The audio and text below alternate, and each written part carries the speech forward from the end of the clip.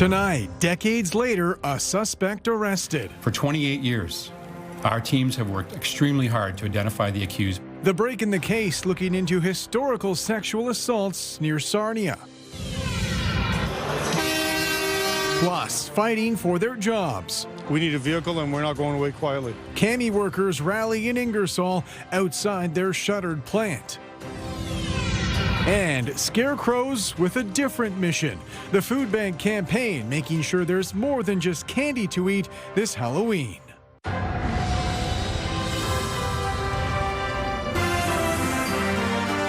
CTV News with Carlyle Fiset. Good evening. Thanks for joining us. We begin tonight with an OPP investigation into a series of sexual assaults from 1997. According to police, the man who committed those assaults has been living in BC, where he was arrested over the weekend. With more on how they identified their suspect almost 30 years later, here's Brian Bicknell. In the 1990s, Jason Timothy Davidson was a young man living in southwestern Ontario. Now, nearly 3 decades later, the 52-year-old has been arrested in BC, where he currently resides, accused in a series of violent sexual assaults that took place over 5 months in 1997 around Sarnia and Chatham, Ontario. I can tell you that he was not part of the investigation until we identified him through investigative techniques. According to Ontario Provincial Police, on March 26, 1997, a female youth was abducted in Sarnia, taken to neighboring Sombre Township, and sexually assaulted. On May 23rd, a female youth was picked up in Thamesville, part of what was then Kent County. She was taken to a wooded area and sexually assaulted. On June 7th, an adult female was picked up in Sarnia, taken to a remote area nearby, and sexually assaulted. Then on August 20th, a female youth was picked up in Chatham, taken to Dover Township in Kent County, and sexually assaulted. At the time, all 4 victims came forward to police. For 28 years, our teams have worked extremely hard to identify the accused by re-examining evidence, following up on more than 450 tips. Police say over the years, 2 of the cases were linked using DNA analysis. Then in January of 2024, with advancements in DNA technology, all 4 assaults were connected to the same individual. That was the turning point. From there, our team utilized investigative genetic genealogy. This past Sunday, Davidson was arrested in Campbell River, BC, before being transferred back to Ontario. After 28 long years of enduring, the suffering that they've had to go through, I can't even begin to imagine. But being able to tell them that we got him was a very big moment. Davidson now facing a slew of charges related to sexual assault and kidnapping. This past June, Ontario's Information and Privacy Commissioner released guardrails for police use of investigative genetic genealogy. The IPC saying while it is a powerful tool for solving serious crimes, there are concerns regarding privacy and human rights. The police do work with companies in order to be able to access information that is voluntarily, and consent has been provided by the people signing up for individual companies. Davidson was scheduled to appear in a Chatham, Ontario court Wednesday. Brian Bicknell, CTV News. The sentencing hearing for former Woodstock Mayor Trevor Birch was adjourned today while his lawyer weighs a mistrial application or an appeal for sexual assault convictions. Birch was convicted back in January for sexual assault against a woman he was in a romantic relationship with. Since then, his lawyer was disbarred. Birch now has a new lawyer who says they need more time to review the case. In a separate sexual assault case involving a different woman, a mistrial was declared. At the same time, he was convicted of impaired driving. There are calls for City Hall to implement a whistleblower protection policy after a former employee was fired just weeks after receiving confirmation she had been harassed by the city's Director of Housing Stability Services. With the latest, here's Daryl Newcomb. When they do come forward, they expect to see a result. Former London City Councillor Megan Walker has also been a vocal advocate for women who face harassment. She found it troubling to watch this week's news story about harassment in City Hall's Housing Stability Services Department. Absolutely outrageous that all of these years later, we continue to talk about an issue that the city is actually legislated to take care of. In June, a human rights investigation concluded that Kate Green had experienced, quote, disrespectful, harassing, and discriminatory conduct from Director of Housing Stability Services Craig Cooper. In September, she was fired without cause, but refused to accept salary continuation and a lump sum payment of $5,000 in general damages because that agreement included a non-disparagement clause. It's very concerning to me that a municipality would use public funding in order to silence a woman who's experienced harassment in their workplace. It doesn't do anything to solve the problem. Current and former City of London employees have subsequently contacted CTV News. They've anonymously recounted their experiences in several city departments and with various supervisors. Quote, my experience in bringing forward issues to managers' HR with the expectation issues could be resolved, it would backfire. Another writes, OMG, we need a whistleblower policy. That feedback prompted me to start contacting members of City Council about the potential of a whistleblower policy at City Hall, only to learn that they had received a memo from City Manager Sandra Daters-Beer about how to respond to media inquiries. The email advises councillors, quote, I would respectfully ask that you refer any media inquiries to our communications department or respond with a standard statement. We are not in a position to comment on any personnel matter. So CTV asked for an interview with Civic Administration, but instead received a statement that, quote, protections for individuals who raise concerns are built into the city's respectful workplace policy and code of ethics, which outline expectations for conduct and prohibit any form of reprisal. It goes on to state that those policies and the Occupational Health and Safety Act are a framework with safeguards related to reprisal and confidentiality. However, Walker believes the city must go further. Everything we can adopt is going to be helpful, including a whistleblower policy. The city needs to get on with understanding the detrimental impact of workplace harassment on its own employees. Municipalities including Toronto, Hamilton, and Cambridge have so-called whistleblower policies that are intended to protect employees who report serious wrongdoing from job-related reprisals. Walker believes fear of retribution is a leading reason why harassment can go unreported. It's very real, and it does contribute to a culture of silence. Craig Cooper has not responded to an interview request. Daryl Newcomb, CTV News. Workers at the Cami assembly plant in Ingersoll rallied today, the first of 3 straight days of demonstrations outside their shuttered workplace. They're doing so as the president of GM Canada calls for patience. With the latest on that, here's Sean Irvin. Idle GM Cami workers frame a Canadian flag to be signed. The flag is part of a 3-day rally directly in front of the plant. It has been a week since General Motors pulled the plug on the BrightDrop EV delivery van made here. Its 1,200 workers are demanding to be heard. Just let GM and the governments know that we're still here, we're still kicking, and that we need a vehicle and we're not going away quietly. Over the last decade, Cami has been hit hard by the ups and downs of the auto industry, from periods of mandatory overtime to a long strike. But the outright cancellation is still sinking in. This all came as a shock. It's really hard to stay positive, and then now this was pulled out from underneath us. You can't plan your future at all, and it's tough. And like we said, it's day by day. We just hope for good news. As union members continue to fight for the future of this plant, its leadership has made a clear statement to General Motors. The union says if just one piece of equipment leaves this plant for another GM facility, they will sit in. Yeah, we let them know if they move any equipment out whatsoever, we'll be taking the plant over. So far it's been a week. Nothing's left the plant. They've asked for a few parts. We've said no. The union pledge came moments before the president of GM Canada issued a statement reiterating that Cami is being assessed for future opportunities. GM is also calling for employees to work with them and give the company time to determine a path forward alongside both levels of government. The union says it is willing to do just that. Still, the fear of the worst-case scenario lingers. Do you fear that General Motors could put the padlocks on here? Yeah, 100%. I do think they could.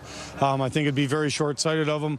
Trump's in power for 4 years. Who knows what the next government will do, but we want everyone to know very clearly that we're not going anywhere. I don't think it's going to happen. I think, no, I truly believe that we will get through this and we will get another vehicle.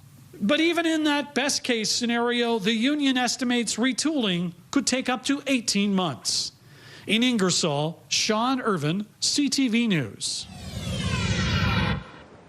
Good evening. It was a beautiful day in southern Ontario. Skies are clear, still under the influence of high pressure, although it is starting to weaken, and we're starting to see the first signs of our next area of low pressure well off to the south.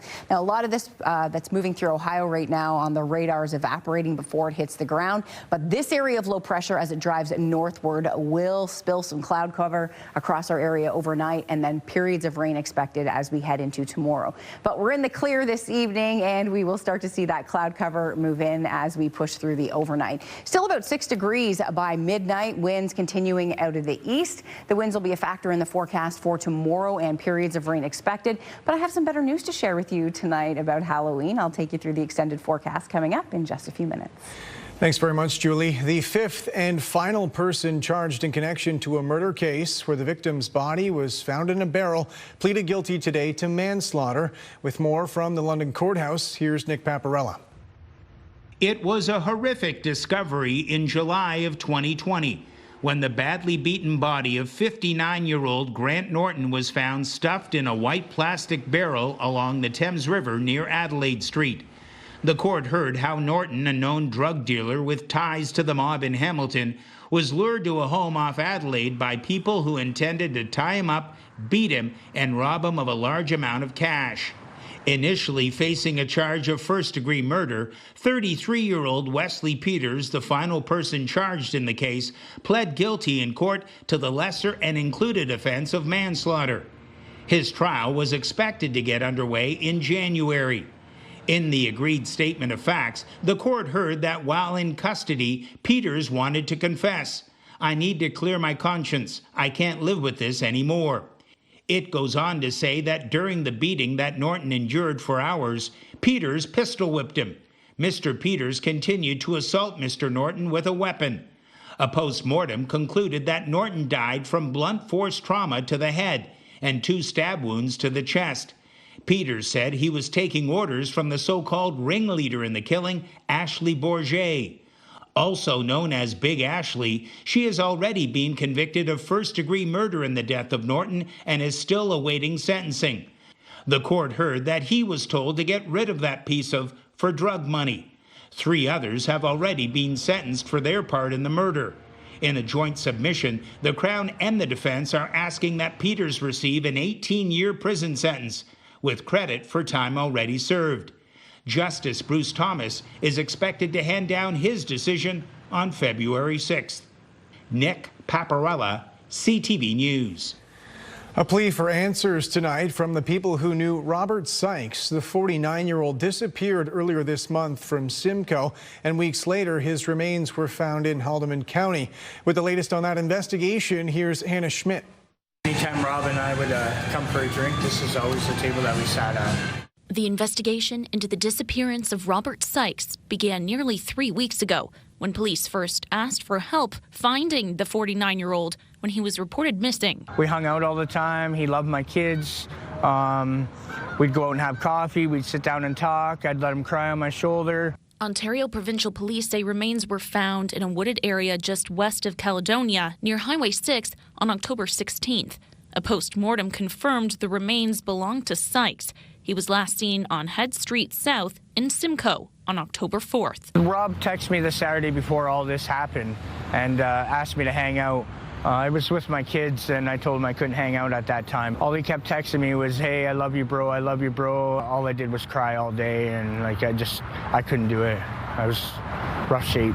Police have now classified his death as a homicide and have linked it to another homicide earlier this month. On October 12th, a 45-year-old man was charged with second-degree murder in the death of 71-year-old Barbara Morgan, also from Simcoe. I seen a post on Facebook of something going on, and I looked at the house, and I'm like, hey, I know that house. And I said to the officers, I'm like, is something going on here?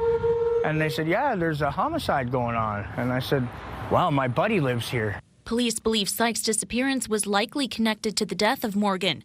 Darren Johnston, who was close friends with Sykes, says Sykes was living with Morgan at the time of the incident. He used to call her mom because she was always there to help him out. At Christmas time, she always did all kinds of baking. And every Christmas, Rob would bring in baked goods for the staff in here at Boston Pizza. At the Boston Pizza where Sykes worked for years, co-workers are grieving the man they call family. I really miss him, and like I said, I wish I could have maybe been there for him that day just to know what's going on, because now it's just in my brain. Police say they're continuing to search for answers, and they're urging anyone with information to come forward. Meantime, Johnson says the crew at the restaurant are hopeful someone will help bring closure for Sykes' family and friends. Maybe I could have helped this guy. Maybe I could have done something to stop whatever happened. So it breaks my heart. Hannah Schmidt, CTV News. A Halloween-themed food drive has launched in Saugeen Shores. With more on this year's edition of the Scarecrow campaign, here's Scott Miller. It wouldn't be October in Saugeen Shores without scarecrow sightings. Over 100 pre-Halloween scarecrow displays dot almost every corner of Port Elgin and Southampton. At each scarecrow, a food donation bin. Call it a combination food drive scavenger hunt. And we create a Scarecrow's tour map, which is kind of like sending people out on a scavenger hunt. Totally fun. So they take with them non-perishable food items, and they go around, they find the scarecrows, and all the scarecrows have treat bins. So we ask them to leave treats for their favorite scarecrows. And then we collect all that food and share it with our 4 food banks that we support in our community. Last year, the Chantry Island Shambats, a local nonprofit community organization, collected over 4 tons of food and $10,000 in donations during their Scarecrow food drive, which runs until November 1st. We don't just feed people with this food drive, we're also feeding community spirit, creativity, and inspiring change. So it's a fun way to tackle a very serious problem. Hidden hunger exists, and this is a way that families can get involved in a creative way, and what a wonderful way to teach our kids something. Pawchuk says the food collected helps fill a pretty big void in giving between Thanksgiving and Christmas. Our breakfast programs have now grown into breakfast and lunch programs at our schools. And it's just continuing to rise. We're now looking at 1 in 4 Canadians, which is our community too, are in some way feeling food insecurities. This is year 6 for the Scarecrow food drive. Pawchuk really wants other communities to jump on board and help their food banks as well with their own version of the Scarecrow campaign. So we've kind of like an event in a box ready to go for service clubs and nonprofits to host. So this year we have Kincardine is hosting a Scarecrows, as is Wasaga Beach and the City of Welland. So we're excited to have them as Scarecrow family members, and hopefully inspiring a lot of other service clubs to step up and play with us next year. In Southampton, Scott Miller, CTV News. Someone in our region became a multi-millionaire overnight. OLG officials say the winning ticket for a $40 million Lotto Max jackpot was sold in Grey County. They have not said which store sold it, though, nor have they identified who the winner is. It's the 6th Lotto Max jackpot won in Ontario this year. Still ahead, surveying the aftermath from Hurricane Melissa, what's being left behind and where the storm is headed next. Plus, the tee-up with Brent Leal will introduce you to a Western Mustangs football player who's pursuing a medical career.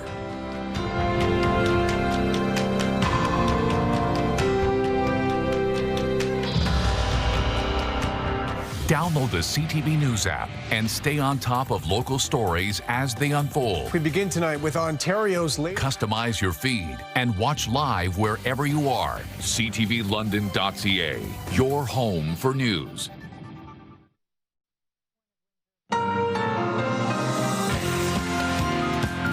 Welcome back. It's time for the Tee Up with Brent Lail. And Brent, it's still early in this OHL season. The London Knights have already made a significant roster move. Yes, just a dozen games into the season, Carlyle, and London has already identified they need more offense. So they swung a trade with Niagara. Look at the stick handling. Wassland, great move, and he scores! A big-time snipe right there from second-year forward Brady Wassland. The 4th overall pick in last year's OHL draft is now a London Knight as the Knights sent Noah Reid to the Ice Dogs in a traditional one-for-one swap.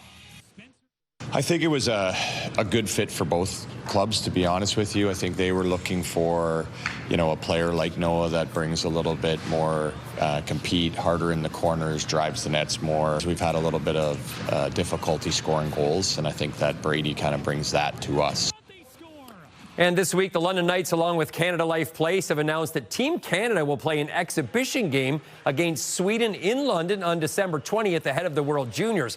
It just so happens to be that Dale Hunter is the head coach of Canada this winter.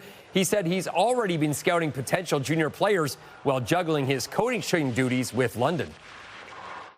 It's exhibition games, and we got to get these, Hockey Canada, Team Canada ready, and should be good games, good competition, and one of those things that we only have 3 exhibition games, so that's one of the 3. So they're going to come out and play hard. The high school fall sports season is winding down with football semifinals this week. And Brent, some competitions have already crowned champions. Yeah, today, Goderich District Collegiate Institute won the WASA Field Hockey Championship, and they will be the top seed at OFSA, which will be held in London starting next Thursday. Goderich got goals from Laney Cox and Mac Vandenheuvel as the Vikings beat perennial powerhouse Medway in the final. It's the first OFSA berth since 2019 for Goderich. Both teams will be heading to OFSA next week. And Brent, you're a big part of the sports scene in St. Thomas, and a major event you're involved with is coming back in January. Yeah, for years I've been part of the St. Thomas Sports Spectacular, which raises thousands of dollars annually for Special Olympics and community living. Today, the board of directors revealed Boston Bruins legend Ray Bourque as the headliner as among the early celebrities for the event in January. The rest can be found on our CTV London website. And a man who's been recognized at that event in the past, Rob Atchison, is receiving another big honor. He's been named an inductee into the Canadian Motorsports Hall of Fame. This comes less than a year after going into the Canadian Drag Racing Hall of Fame. With 21 national victories, he's the winningest driver in IHRA history. And finally, Brent, a disappointing finish to the Western Mustangs football season. They lost over the weekend in dramatic fashion. Yeah, it was a heartbreaker, and for one Londoner, this season was a difficult one for a few reasons. There was injury trouble. The other was balancing football and medical school. Say, Ethan Martin has spent the past few months balancing his dreams of being a doctor with the demands of varsity football. We can expect to be at the school between 5 to 8 hours a day, depending on what day it is during the week, and then being at the stadium roughly 6 hours a night for practice, watching film. But I wouldn't trade it in for anything. After taking his undergrad in life science at Queen's, Martin returned home for Western Medical School. He isn't the first athlete in the program, but it is rare because it takes a special individual to juggle both. It's the prototype of the athlete. They're very, very dedicated. They're very, very disciplined. They're very resilient, and they're very organized. We support them by allowing them a maximum allowable time off, as well as work with them very proactively to identify any conflict. We first met Ethan during a feature at South Secondary School in 2017. I want to be an orthopedic surgeon, so that's the goal. Fast forward 8 years, he's still pursuing medicine, but has developed new interests like anesthesia, anatomy, and physiology. Getting into the area of volunteering, I really found that I loved, helping people. And then when you combine those two as a physician, people are coming to see you at the most vulnerable times of their life, and you now have an opportunity to be a part of it and help them figure out what's going on and have a really positive impact on their life. After 3 years playing at Queen's, he thought his football days were behind him. But while working out in the gym, he bumped into Mustangs defensive coordinator Paul Gleason. He asked if I had thought about playing. I was like, I do miss it a lot. but wasn't sure if I could pull the trigger, and then messaged me a few days later, and I was like, sure, let's do it. Unfortunately, his season was cut short due to reoccurring soft tissue injuries. He does have 1 year of eligibility left, but is unsure whether he'll take the field entering third-year medical school. The demand next year is even higher than it is this year, so we would have to work around even more school than I am right now. Brent Lale, CTV News. With our meteorologist Julie Atchison now, and Julie, Jamaica took a direct hit from Hurricane Melissa yesterday, destruction in its wake. Yeah, Carlyle, Melissa is, of course, grinding continuing across Cuba today after pummeling Jamaica as one of the strongest Atlantic hurricanes on record. When we say flat, all who have decos flat, all who have zinc flat, come, we need help now. Dozens of people are reportedly dead across the Caribbean. Melissa roared on shore Tuesday with top sustained winds of 295 kilometers per hour. Jamaican officials reported complications in assessing the damage, while the National Hurricane Center said the local government had lifted the tropical storm warning. Now, Melissa still has lots of power and intensity and dropping hundreds of centimeters of rain on Cuba, and it's heading towards the Bahamas, and Turks and Caicos. Now, you can see still a Category 2 storm. It will weaken over the coming days, but still really packing a punch across those areas. Atlantic Canada will see some strong winds and some heavy rainfall. Now, as we look at our weather today, calm conditions, high pressure firmly in control, leaving us with an absolutely beautiful day. We hit 14 degrees this afternoon, a few degrees above normal. 3 degrees are low. And as we head through the evening, quiet conditions. Temperature starting to drop off across the area, anywhere from 10 to 13 degrees. But in the next half an hour, we see those temperatures quickly fall. Skies are clear, beautiful, but we don't have to go too far south to see our next area of low pressure that will bring rain to southern Ontario through the day tomorrow. So overnight, we'll start to see increasing amounts of cloud cover. So mainly clear, we'll go to partly cloudy and then overcast by tomorrow morning. About a 40% chance of showers first thing in the morning, but that probability will ramp up in the afternoon. Temperatures dip down between about 4 and 6 degrees, 7 if you're near the lakeshore near Erie, and about 6 degrees near Lake Huron. So rainfall comes in. You can see periods of heavy rain expected. The tropical component, we could see a little tropical moisture trying to wrap back in. At this point, the low pressure area will be pushing that rain right across the region. Again, starting with the chance of showers in the morning, but becoming a steadier rain as we head into the afternoon. Now, here's the good news with this system. Rain and gusty winds for Thursday, but look at Friday. Now, the cool air is going to start to come in. There's still the chance for showers on Friday, but not widespread rainfall. So this is more of a scattered shower day. Of course, Friday is Halloween, and you want it to be one of those perfect days for trick-or-treating. You'll need to be bundled up. Temperatures will be cool heading through the evening. But the rainfall, as you can see, pulls off to the east. It'll just be those tricky little showers coming in, and that's lake-enhanced precipitation, not a big area of low pressure. So we're going to get off with that low coming in as we head into tomorrow. Rainfall amounts about 5 to 10 millimeters in the afternoon, and the potential for another 5 to 10 millimeters heading into Thursday night. That could push totals anywhere between about 15 to 20 millimeters, but the heaviest rain along that northern shoreline of Lake Erie as we head towards Grey and Bruce, about 3 to 8 millimeters of rain. So your Thursday forecast, chance of showers in the morning, that ramps up through the afternoon. The forecast high 11. Periods of rain expected. Grab your umbrella as you head out the door. You are going to need it. In terms of our daytime highs over the next couple of days, close to where we should be for this time of year. Although when it's raining, it feels quite cool and damp. Our metal roof outlet forecast for Halloween, still about a 60% chance of showers, but I'm not all that impressed with that forecast model, so that's good. Impressed by rainfall amounts. As we head into Saturday, chance of showers in 11, 10 on Sunday under a mix of sun and cloud. And then mainly cloudy Monday, but looking good Tuesday and Wednesday. Through the day tomorrow as well, the winds will be quite gusty, upwards of about 40 kilometers per hour. So it's going to be one of those days. It's a wet afternoon expected and a wet evening. And then the chance for showers drops heading into Halloween, down to about a 40% chance in Midwestern Ontario. Some areas about a 60% chance. So it'll really just be where some of those showers line up off Lake Huron. It's going to be quite cool in the upper levels of the atmosphere, and that will draw in the chance for some showers at the surface. Saturday, mainly cloudy, still some scattered scattered showers around and then mix of sun and cloud on Sunday. Mainly cloudy on Monday and Tuesday. Wednesday looking not too bad, 10 to 12 degrees. So again, I wanted to reiterate periods of rain for your Thursday. And at this point, Halloween is looking much improved in terms of our forecast yesterday, Carlyle. So some great news there. The chance for showers will linger, but it doesn't look to be quite a washout. So we'll focus on that for now, and I'll continue to break that forecast down as we get closer. And we will take improved for sure. Thanks very much, Julie. Still ahead, public outcry in Chatham, Kent as a proposed landfill project gets closer to reality near Dresden. Thursday is easily one of our favorite days of the entire week because we have the Pure Puppy Pigskin Picks, TJ. Find out which teams our dogs believe in football-wise tomorrow morning at 7:20. Welcome back. Bank of Canada officials cut their trend-setting lending rate today down to 2.25%. As Annie Bergeron-Oliver reports, that decision was hardly a surprise given the latest trade war developments. The Bank of Canada delivering a bleak outlook today, slashing growth projections as tariffs drive up costs for businesses and fuel uncertainty. Part of it is structural. The U.S. has swerved to protectionism. It's harder to do business with the United States.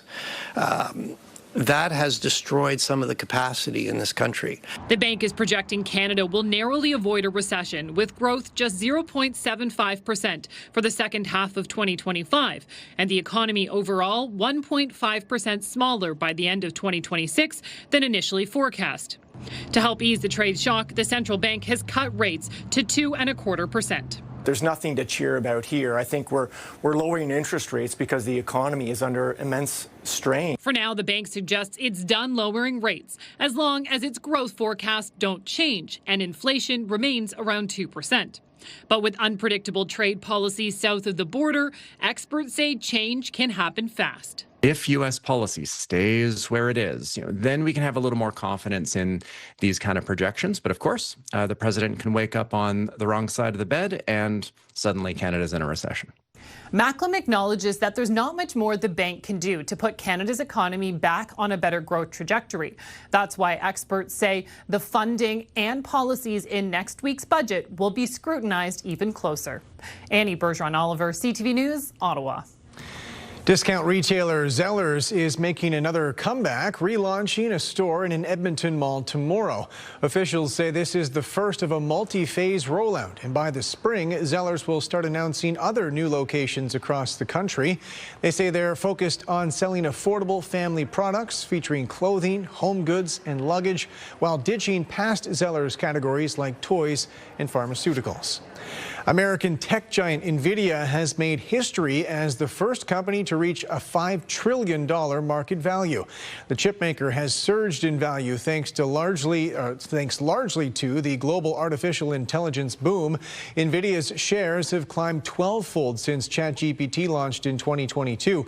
The Silicon Valley-based company reached the milestone just 3 months after breaching the $4 trillion mark. Canada's main stock index was down on account of broad-based losses. The TSX lost more than 270 points.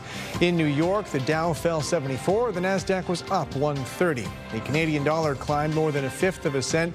On commodities, gold moved back over the $4,000 mark, or $4,000 an ounce mark, while oil was up 33 cents a barrel. Still to come on CTV News, London's haunted history. We speak with the locals who share their experiences with the Forest City's paranormal residents. 5K a day is back on 97.5 Virgin Radio. Listen to Jeff, KP, and Backstage Ben for your chance to win $5,000 every weekday. 5K a day. Virgin Radio. Welcome back. The Toronto Blue Jays secured at least one more home game this season with a Game 4 win last night in the World Series. It's been a dramatic and at times historic affair, which, as Adrian Gobriel reports, is reflected in viewership numbers. Ohtani. With the season's opening pitch thrown in Tokyo, Major League Baseball tipped its cap to the truly global reach of the game. Let's go, Blue Jays! I'm from Australia, but I was born in Singapore, grew up in England, all over the place. And you're a Blue Jays fan? A huge Blue Jays fan. Here in LA's Little Tokyo, you don't have to look too hard to see who's being crowned king in the city of angels. 24 hours, Japanese TV is broadcasting about Dodgers and especially Shohei. Game 1 of the 2025 World Series hauled in an average of 32.6 million viewers combined in Canada, the United States, and Japan. It's very fitting that, these two teams in particular are playing in the World Series. This is the collection of the best players in the world right now. Even the series itself, with two Canadians who hold Canadian passports, at least, and Freddie Freeman and Vlad Guerrero Jr. You look at Alejandro Kirk, who becomes the first Mexican-born player ever to hit a home run in a World Series. The fan base specifically shows just how global this game is. The house is full of Americans, Canadians, Mexicans, Japanese fans cheering on their fan favorite Ohtani. Let baseball be the light, perhaps, that can guide our leaders to a better place here, and let them guide the Jays to a World Series victory. With the regular season starting in Japan and the postseason soon to be ending in Canada, this marks the first time in league history that an opener and final games of the season have been played outside of the United States. Following Game 5 here in LA tonight, the World Series is headed back north of the border. Adrian Gobriel, CTV News, Los Angeles. The apparent animosity between Canadian and U.S. diplomats is leaking out into the public as a heated trade war gets more heated. As Abigail Beeman reports, the American ambassador to Canada used particularly colorful language, lashing out at Ontario's trade representative. At Ottawa's National Gallery, an exchange at an event is now getting national attention. Two Ontario government sources tell CTV News the province's trade representative David Patterson stayed calm as U.S. Ambassador to Canada Pete Hoekstra laid into him with insults and bad language. Come on, Pete, you've been around for before Moses. Call the guy up and apologize. Let's start getting back on track. The two central characters aren't talking, but the Premier weighed in classic Doug Ford form. The cheese slipped off the cracker, I get it, you're ticked off, but call the guy up because you're a good guy and Dave's my champion. America's jobs and growth are at stake. The dressing down apparently over this Ontario ad featuring Ronald Reagan. The current president cites it as the reason to tear up trade talks. He wants someone who will yell and stamp their feet in the same way that he does. It's important for Ambassador Hoekstra to be seen as swearing and cursing and losing his temper because he wants the President of the United States, his boss, to see that that's how he's conducting himself. While the Premier sticks to targeting a U.S. audience, writing in the Wall Street Journal he admires Reagan, and the ad was meant as an encouragement to embrace what has made our nations great. What do they expect me to do? Sit back and roll over like every other person in the world? I'm going to fight like I've never fought before. This whole good cop, bad cop thing, that's totally bogus. We're dealing with Donald Trump. This is not some TV movie. The ad and the incident sparking chatter in the halls of power. Your grandmother told you not to use the F word, right? He's entitled to his opinion. I would say maybe it indicates it was a pretty effective ad. The U.S. Ambassador's office is declining any comment for this story, including what Hoekstra thinks about the Premier's call for an apology. Abigail Beeman, CTV News, Ottawa. Meanwhile, Mark Carney and Donald Trump were sat face-to-face in South Korea today at a working dinner for leaders attending an Asian trade conference. With more on the tension and the attempts toward peace, here's Judy Trin. A red carpet welcome for the Prime Minister. As Air Force One loomed on the tarmac, Mark Carney was whisked away for a dinner invitation by South Korea's president. There was no denying who was the guest of honor. Earlier in the day, Lee Jae-myung presented Donald Trump with a replica crown and a medallion representing South Korea's highest honor. Carney and Trump didn't engage each other during the photo op before dinner, but at the table, they pointed to each other in acknowledgement, and Trump briefly locked eyes with Carney after the toast. At the table, Trump said what the Koreans wanted. We had a tremendous meeting today with South Korea, and we made our deal. We pretty much finalized a trade deal. That's not the case for Canada, not after this anti-tariff ad. America's jobs and growth are at stake. Trump terminated trade negotiations 6 days ago and is threatening adding 10% tariffs on top of what Canada already has. How was dinner, Prime Minister? You chat with the president at all, sir? Very good. I had a very good conversation with all the presidents. We don't know if Carney and Trump talked about resuming negotiations, but we do know that Carney will now focus on talks with Canada's second biggest trading partner, China. That takes place Friday. Judy Trin, CTV News, Gyeongju, South Korea. Tomorrow on CTV News, the ultimate burger battle, raising funds for a local cause. Details on the campaign launched by the United Way tomorrow on CTV News at 6.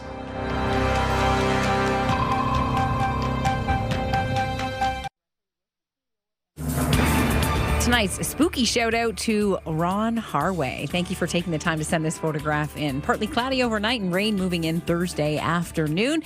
Some scattered showers likely on Friday, but they should taper off as we head out to trick or treat. Temperatures will average on the cooler side over the next couple of days.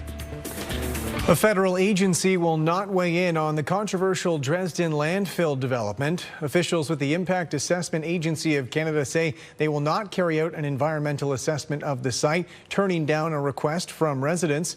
Dresden locals have opposed a York One environmental waste solution project to reopen and upgrade the existing landfill. Provincial government officials had initially promised to stop the project, but then changed their minds, exempting the company from a comprehensive environmental assessment. IAAC officials say they believe the province's standards are enough to make sure the landfill does not have an adverse impact.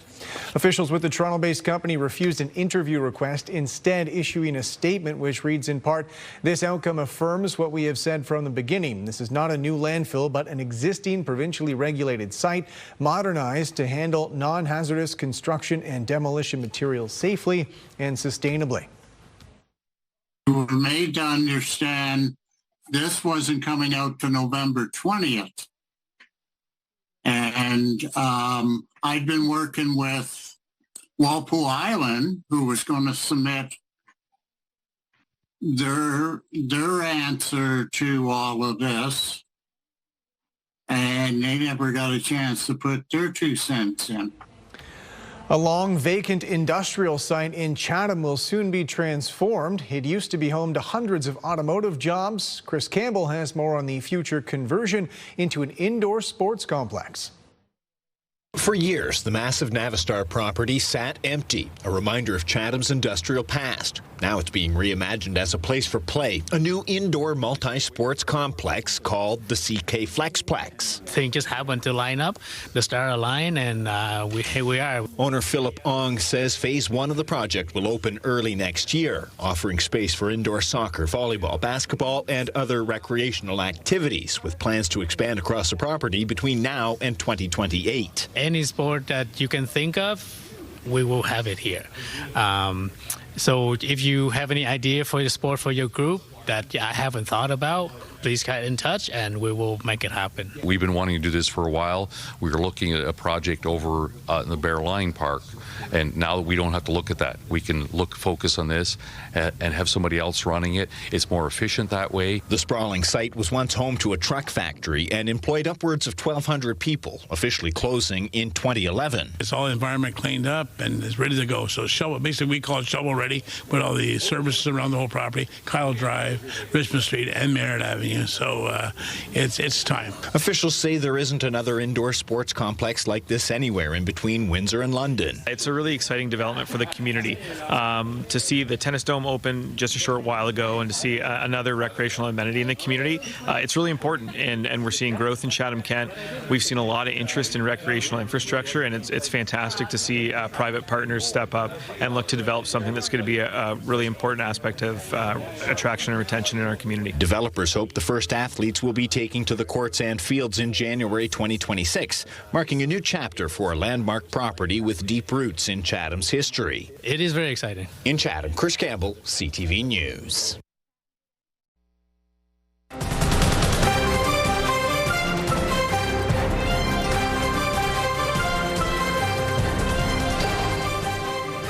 Finally tonight, in the spirit of the season, we thought we'd look into the rich history of London's most chilling tales. With more on the Forest City's hallowed haunted venues, here's Lauren Stallone. The spooky season is officially upon us, and whether you choose to believe it or not, London has a couple of haunted historical spots of its own. Of course we have ghosts. One of the city's most famous ghosts can be seen here at the Grand Theatre, lurking in the shadows. It's often seen that a figure in a top hat will be claiming a seat in the theater. Theater goers say the figure is believed to be Ambrose J. Small, the original owner of the theater, who mysteriously disappeared in 1919. They say Small's ghost often makes his presence known, something Brianne Ritchie knows all too well. I'm preparing for my entrance backstage, and I looked into a quick change mirror. There was a reflection of a person behind me in the mirror. Top hat, mustache. Ritchie says visitors to the theater have nothing to worry about if they come face to face with Small. But just south of London, experts say you might encounter ghosts that aren't as welcoming. The noises that the place makes, you'd be pretty certain that there's somebody else in there with you. The former St. Thomas Psychiatric Hospital is said to be haunted, with some believing the spirits of former patients remain. It sounds like doors are opening and closing all through the night. Local ghost enthusiast Joe O'Neill says he believes Eldon House is the oldest and most haunted place in the city. The house was home to the Harris family, who occupied it until 1961. Sarah Harris was being courted by an army officer, and he didn't show up at a party, and then he shows up at a party and then just disappears, and they found his body the next day up on the Thames River. O'Neill says it is believed the lieutenant's watch froze at the last time anybody had seen him alive. But his spirit still haunts the halls. So the next time you're seeing a matinee at the Grand Theatre, on a drive through St. Thomas, or enjoying afternoon tea at Eldon House, take a moment to stop and observe what's around you. But always remember, you're never really alone. Lauren Stallone, CTV News. And that's it for us. Thanks for watching. For your latest local headlines, you can always head to our website. And I'm back tonight with your late news at 11. Bye for now.